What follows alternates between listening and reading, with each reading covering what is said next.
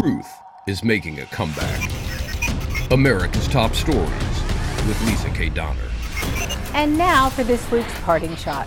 Let me just say at the outset, I owe this segment to the terrific producers of the No Agenda podcast.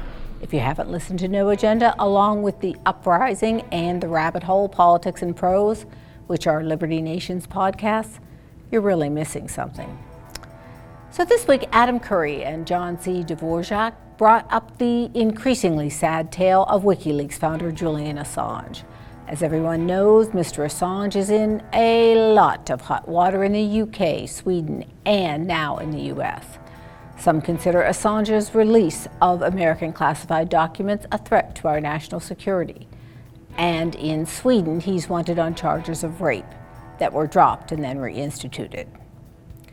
But nowhere is it understood that Assange hacked the DNC server during the 2016 presidential election, except maybe on ABC's TV program, The View. Watch this.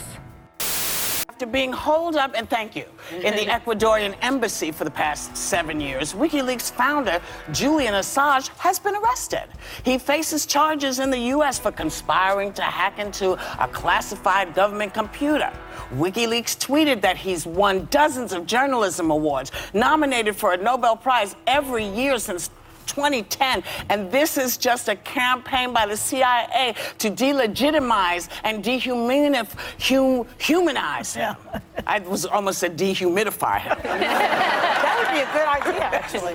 He's quite the human. You know, so what do you think it is? Why is this happening? Did he break the law? Was it a problem? Well, remember what he did originally. Yeah, tell. Well, he hacked into the Democrats' computers and helped Trump get elected, basically, by exposing Podesta's emails, and then Comey went after Hillary. And remember that? And I do. Yeah. That's why Trump won, basically. According to the special counsel, the GRU, or Russian military intelligence, was responsible for the hacking. But don't tell Joy Behar that. The facts just might get in the way of her assumptions. Abby Huntsman then chimed in, but not to correct her co-host, and Meghan McCain doubled down on Assange, saying, quote, "I hope he rots in hell." Let's roll the tape. Trump, in an interview back in 2010, said that he hated this guy and that he thought that he would deserve the death penalty along those lines. Then in 2016, when it was hacking the DNC, he promoted him, said that he loved WikiLeaks, and basically promoting the information he was sharing so if it works for him, he loves it. If it doesn't work for him, he doesn't like it. But here's the weird thing, though, is even after praising him, it was under the Trump administration, the DOJ, in 2017, that prosecuted Julian Assange. Obama and Holder could have done that the year before, and they punted it.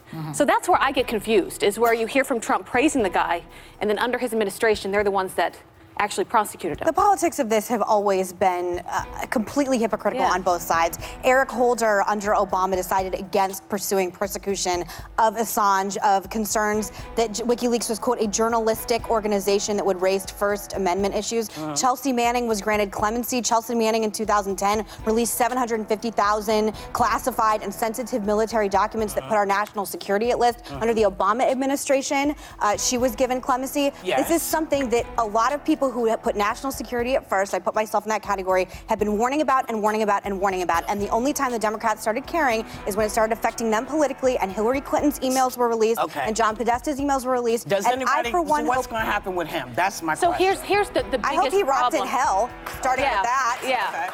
He's been called a freedom fighter and a traitor, but any way you look at it, Assange has not been fingered by anyone, save the ladies on The View, as the one who hacked into the DNC servers, which, by the way, even in actual hacking is being questioned now. Could it have been a download instead? But let us stay on point here. A summary of the report, of the Mueller report by LN's Graham Noble, reveals forensic computer evidence proves that the GRU was WikiLeaks' source for the hacked materials. The emails and other documents stolen in these hacking operations were released under fictional online personas like DC Leaks and Guccifer 2.0, and then later via WikiLeaks. In June, the DNC admitted it had been hacked. The GRU used DC Leaks' Twitter account to reach out to WikiLeaks and eventually transferred a lot of the hacked materials to WikiLeaks. After Guccifer 2.0 began releasing material, WikiLeaks reached out via Twitter. There's more, much more, and the Mueller report in its entirety is published on LibertyNation.com, so help yourself. The sad, very sad part of all this is that a lot of Americans, especially women, listen to this stupidity on The View and buy it. That's unfortunate because all the public is getting is bad information topped with poor analysis. So the next time you have a bit of time on your hands, go read a book or something. But whatever you do, don't tune into The View. And that's my parting shot.